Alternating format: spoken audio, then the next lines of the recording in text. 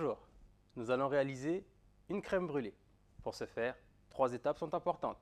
La première, la mise en place du poste de travail. La deuxième, la préparation. Et la troisième, la cuisson. Passons tout de suite à la mise en place du poste de travail. Pour notre crème brûlée, nous allons avoir besoin dans un premier temps de nos ingrédients. Donc là, j'ai mon sucre avec un peu de vanille. J'ai mon jaune d'œuf à côté. Et là, j'ai mon mélange crème et lait. Je vais avoir besoin d'un fouet et éventuellement d'une maryse. Dans un second temps, nous prendrons nos cassolettes. Nous viendrons mettre notre préparation, donc notre appareil à crème brûlée dans nos cassolettes, puis nous les ferons cuire au four. Première préparation, je vais donc blanchir, excusez-moi, mon jaune et mon sucre. Donc, faites attention, quand vous utilisez du jaune d'œuf, ne mettez pas votre jaune d'œuf avec votre sucre, puis vous allez faire autre chose après. Non. Mettez votre jaune et mélangez tout de suite. Si vous laissez votre sucre en contact du jaune sans manipuler votre préparation, vous allez cuire vos jaunes et du coup vous n'aurez pas la même préparation que vous étiez censé avoir. Donc, avec ma maryse, je viens mettre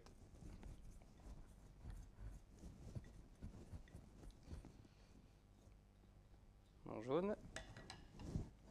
Puis, comme je vous disais, je vais donc blanchir ma préparation. Donc là, vous voyez, on est sur quelque chose d'assez jaune vif. On voit bien mes grains de sucre. On les voit bien là. Et ben, je vais le blanchir. Donc ça va mousser. Ça va blanchir, bien entendu. Et vous allez avoir le sucre qui va s'amalgamer à votre jaune. Pour fouetter, important. Quand on fouette, quand on mélange avec un fouet, on n'y va pas en serrant le poing et en mettant toute l'énergie du monde. Non, non, on y va tranquillement. C'est le poignet qui donne le ton, d'accord? Et on garde la même rotation. Moins vous serrez, moins vous allez vous fatiguer, plus vous pourrez rester longtemps à mélanger. Et là, vous voyez, moi j'incline un petit peu mon cul de poule pour faire retomber un peu la préparation. Voilà, comme ça, pour que je puisse vraiment bien prendre l'intérieur de mon cul de poule.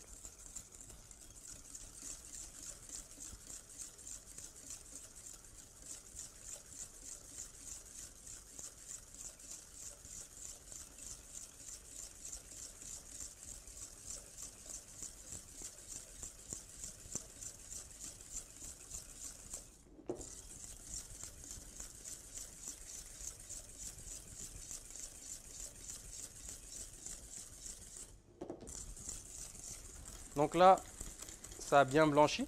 Donc vous allez observer que ma préparation a doublé de volume. D'accord?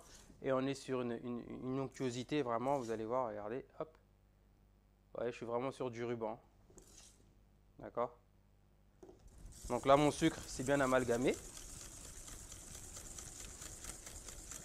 Et je vais pouvoir simplement rajouter mon lait et ma crème.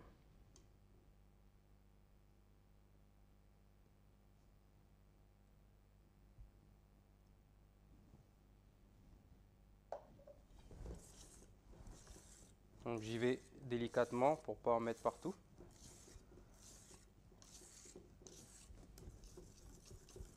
Je mélange bien sans incorporer trop d'air pour éviter les bulles et la mousse aussi. Voilà, je mélange bien.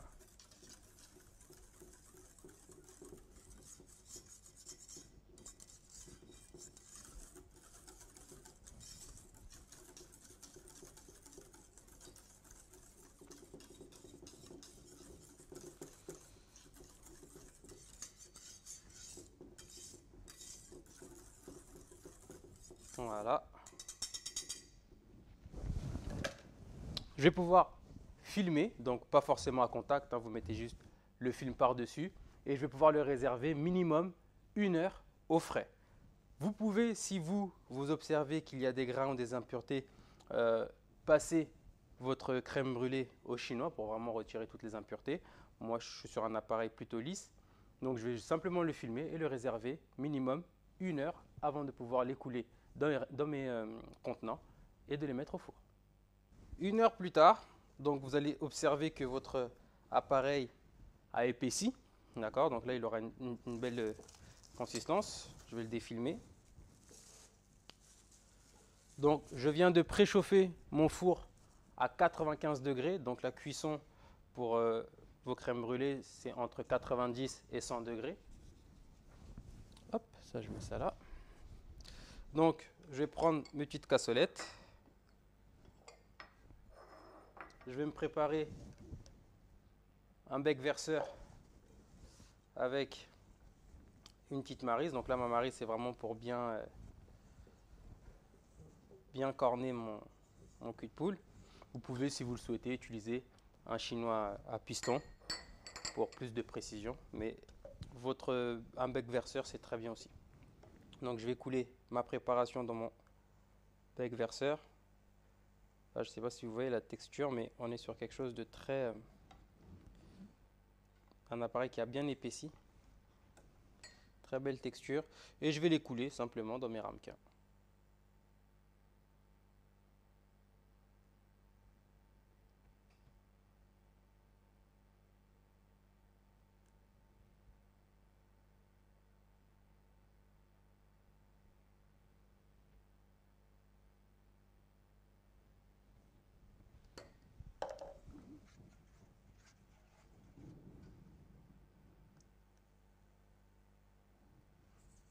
Alors il est important de remettre un petit coup avec la maryse parce que vous allez avoir la vanille, donc vos grains qui auront tendance à plonger dans le fond.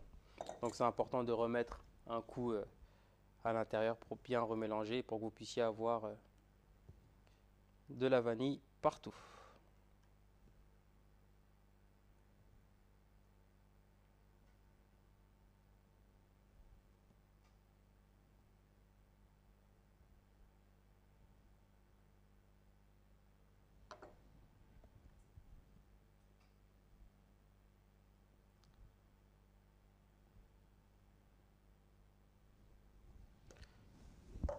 Et vous pouvez enfourner à 95 degrés, donc entre 90 et 100 degrés, environ 45 à 1 heure. Je vous montrerai la pointe de cuisson. Il faut que le cœur soit légèrement tremblant, d'accord? Donc une fois que j'aurai fini ma cuisson, je les sortirai et je vous montrerai donc la pointe de cuisson.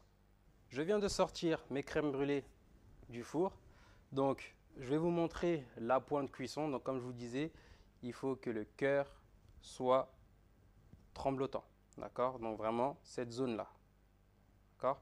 Donc là je vous montre à l'image, en même temps je regarde, excusez-moi, voilà, vous voyez comment le cœur tremble.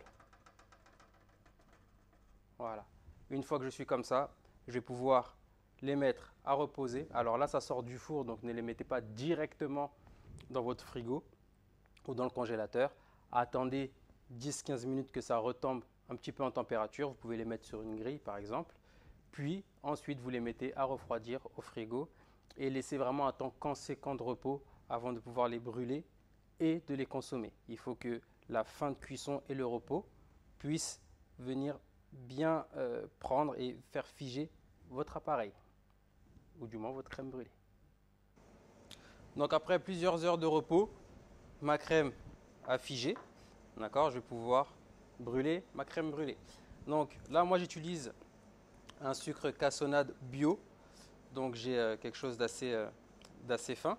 Mais vous pouvez utiliser un sucre cassonade standard, il n'y a aucun problème. Donc je vais juste mettre un peu de sucre cassonade. Je vais le faire descendre en le tapotant comme ça pour bien le répartir. Je retire l'excédent.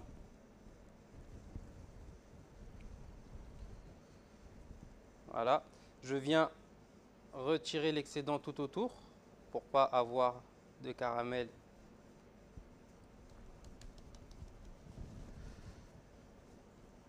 lorsque je vais brûler. Hop là. Voilà. Et je vais pouvoir brûler ma crème brûlée. Donc je fais attention avec le chalumeau, jamais vers quelqu'un si vous avez quelqu'un en face de vous ou à côté, et bien entendu jamais vers vous. Hein. On sécurise, on se met dans un angle où il n'y a personne, pas trop proche aussi de quelque chose de combustible. Hein. On fait vraiment attention. Et je vais pouvoir brûler ma crème brûlée. Donc là, moi, forcément, ça va aller un peu vite. Donc on contrôle bien, on fait attention, on peut tourner un petit peu.